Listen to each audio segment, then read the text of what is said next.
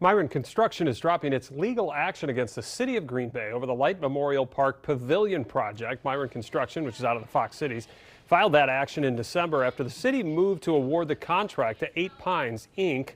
That's out of Shawano. The $5 million project includes rentable indoor space, restrooms, a beer garden, and a new stage.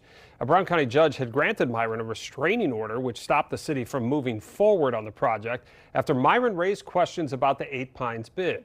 In a letter to the judge this week, though, Miron says it will seek dismissal of the case after the city addressed waiving the bid discrepancies with that 8 Pines offer. Miron sent out this statement on their decision today, saying in part, quote, "Now that the city has acknowledged Miron's concerns, Miron has elected not to pursue this dispute any further and will defer to the city's decision to waive the bid discrepancies that Miron identified," end quote. And just moments ago, Green Bay Mayor Eric Gendrick releasing this statement saying, quote, "The city of Green Bay acted within its statutory authority and well-established discretion in evaluating bids for the Leicht Memorial Park Pavilion project.